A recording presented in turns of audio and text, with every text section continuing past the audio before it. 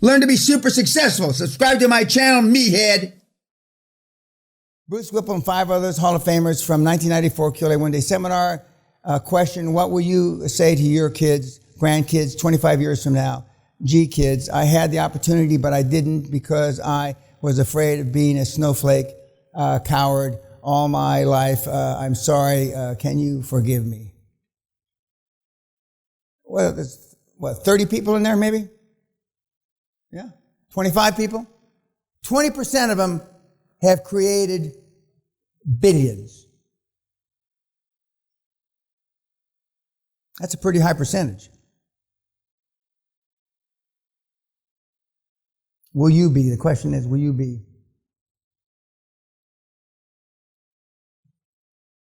Whipple hasn't aged. I hate him for that. At the one day, the fucking asshole. He looks about the same. Still doesn't have any fucking gray hair. A little fatter, but that's about it. But they were wearing suits 25 years ago. We were still in the suit mode. I used to give this seminar one day. Start at 7 in the morning. Seminar was 7 till 7 at night. Q&A was from 7 till whenever you ran out of questions. 1, 2, 3 in the morning. The seminar was one day.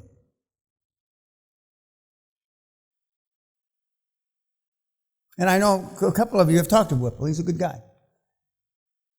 Now, when you're recruiting your board members, and this is in the script, but I highlight these things because, contrary to, you're not going to read everything. When you're interviewing the board members, one of the magic questions at the end of the interview, remember, you're interviewing them. Is there anything in your life, in your past life, sir or ma'am, that may preclude us from getting the finance completed? That's asking them, have you been involved in some shite that's embarrassing that's going to come up and that we're not going to be able to get the B of A or whoever to approve the loan? And that's why when they go like this, you know the answer. Or if they say, how far back are we going? You know the answer. Or they say, I was a unconvicted co-conspirator. That means you had a good lawyer, you got off. And some of the board members, you're going to have to, you can't take them if they've had any problem. They have to be whistle clean. Whistle clean. And in some of your cases, if you've been bankrupt, if you've gone to jail for a felony, doesn't mean you can't use this program, but you got to disclose it. And right now, for those of you that fall into that category, you've tried all your life to make it undisclosed. But if a bank brings it up, or a law firm when they're doing the due diligence about you, or an accounting firm when they're doing the due diligence, you're dead. So you got to tell them. Just about everything except espionage. Espionage, you can't, there's no forgiveness for espionage, spying and shit like that. Yes, sir.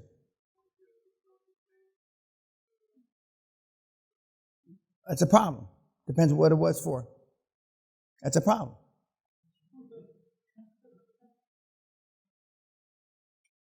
Doesn't mean it can't happen, but it's a problem. So what you don't want is when you finally have that board meeting, and let's say it's past Corona and you're actually in a meeting, and your lawyers are putting together the incorporation of the limited companies, whatever, and the lawyers say, we have a problem, and it's you. And then that's the perfect time for them to take the deal from you. And they will. And they'll kick you to the curb like a piece of shit. But there's ways of working around that. But you got to get it out on the table. You got to get it out on the table. This is not something that you hide. And, they say your record's clear bankruptcy after 7 years or 11 years, whatever, something like that. Bankruptcy never go away. You can get it done with a bankruptcy, but you got to get it out on the table. You don't want them to bring to you your discretion, because your credibility goes in the toilet. But I mean, we've got, some pretty unsavory characters that have done deals. But as long as it's full disclosure, and especially in today's world, they forgive you for everything, just about. I don't believe in that. I don't forgive you forever. Me. But now, he was a kid. He was this. He was that. But virtually, my generation, you're pissing in the wind trying to convince them that you were a kid. You're all at least one generation or two generations younger than me, and now they forgive you for anything. Almost. Pedophiles, pretty hard to get people to forgive you for that. But other than that, you can get away with murder. And I have. Not me personally, but some of the kids. But full disclosure, I don't know if you were raised, my parents used to tell me, when in doubt, tell the truth. And I've kind of lived that way. But the truth coming out of my mouth can be some ugly shit, but it's boded well for me. And get the best lawyers you cannot afford. The best lawyers you cannot afford. If you can afford the lawyer, he's not good enough. You want guys that get fucking Saddam Hussein off the hook in the world court. That's the kind of guy you want. And those are the kind of guys I've used.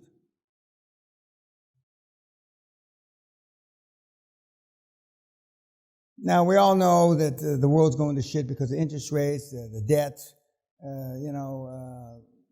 oil. And by the way, the first electric car was in 1838. The first petroleum car was in 1841. If we wanted electricity, don't you think in almost 100 years, we could have figured it out? Other than Mr. Tesla, who I have a lot of admiration, I've never met him, we share the same doctor, world-class doctor that I have, he uses too, London-based. If it wasn't for Tesla sticking his foot up the ass of the automotive industry, we wouldn't have electric cars. You know when we're going to have electric cars that fly and hover, that kind of shit? When Saudi Arabia runs out of oil. You know when Saudi Arabia is going to run out of oil? In about 500 years.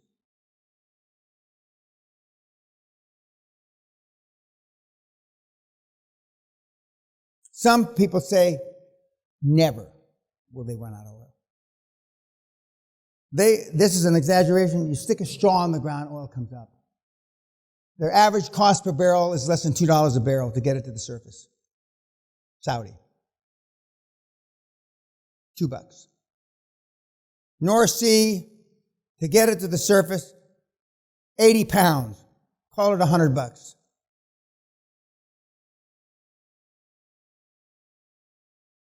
America, fracking, $50.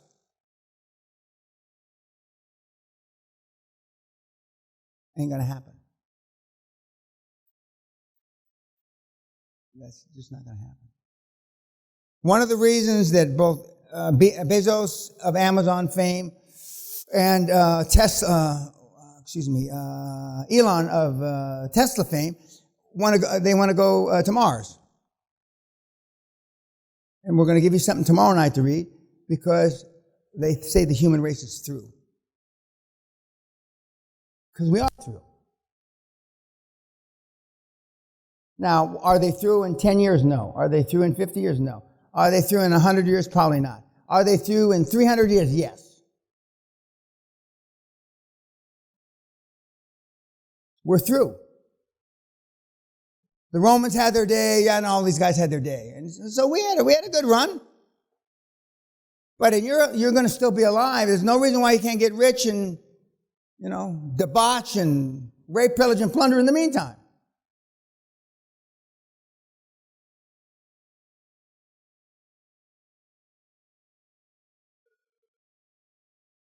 Hitler was right. We need less people. It's inhumane. He killed the wrong people. He was killing all the smart Jewish scientists, bankers. He should have killed somebody else. And it's tragic what the world is gone through. Now, the odds are the youngest guy in the room is what, 23?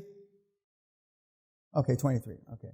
So I'm 50 years older than he is, more or less. Not more, not less. 50 years older than he is. And even though Corona, there'll be another Corona. We have too many people on the planet. We wouldn't be crying about running out of water and food if we had 2 billion people on the planet, would we? No. But it's going to be hard to find a political party that's going to promote euthanasia. That's not going to happen. But we have too many people. The planet wasn't, and if you talk to the rocket scientists and these kind of people, there's contingency plans for less people. There's not contingency plans for more people.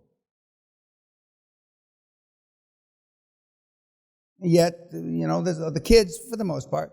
See, I don't get rich and save the world with your money. I'm not going to save the world with my money, but I'm indirectly allowing you the opportunity to get rich to save the world.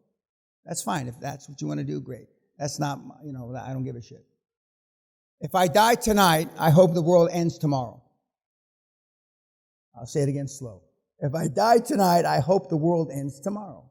Because I don't give a fuck what comes. I don't give a fuck about my grandkids. I don't give a fuck about my children.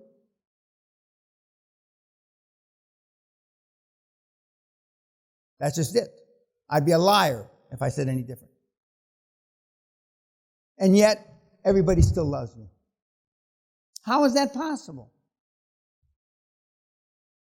How? It's incongruent for somebody that doesn't give a shit about anybody else, that wants the world to end, to be so fucking popular. How is that possible? How? Answer me. Excuse me, go ahead. No, you're wrong. No, you're wrong. No. Smart people, Konstantin Gratsos, the CEO of our NASA shipping line, said smart people should be afraid of Mr. Peña.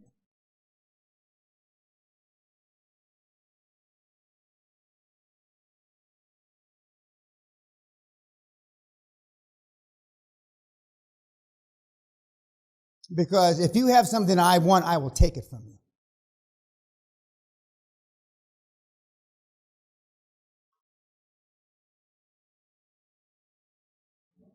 Elon Musk is no different. Jeff Bezos is no different. Bill Gates is no different. Andrew Carnegie was no different. Henry Ford I was no different. Rockefeller, etc., were no different. You only have to be 5% of me to get super rich. 5%. You don't get generational wealth by accident. You understand that? Generational wealth is wealth that you would build up over 20, 25 years. A generation. We do it in 3 years if you do everything right, like Josh did. 5 years if you're average, 7 years if you're thick as shit. You have it inside you. You have the killer instinct. The Michael Jordan instinct. Give me the ball the last 2 seconds of the fucking game.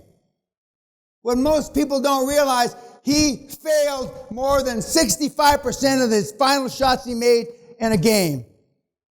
But he's known for clutch shooter.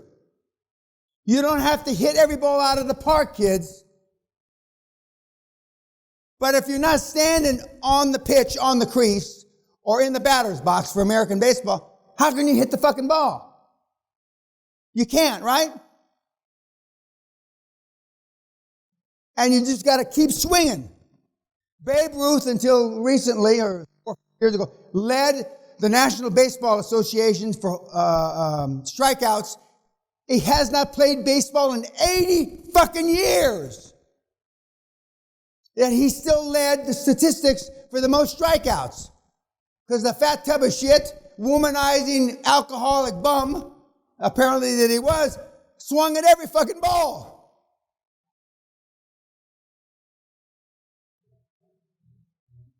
I'm compared to that. I swing at everything. Some people used to say I fuck anything. That's not true. Some people would say Dan would fuck a snake if he held its head still. Now that's a goddamn lie. I've never fucked a snake in my life. But I thought this was put there for a reason. Now, there was a theory back in the 60s that a man could only have about 30 to 35,000 orgasms. This is a true story. I'm not bullshitting. I just thought of it. 30 to 35,000 orgasms. 30 to 35,000. I was going to run out. I went to dick doctors. I thought I'd run out. 35,000. The most I've ever heard is Mick Jagger said 7,000.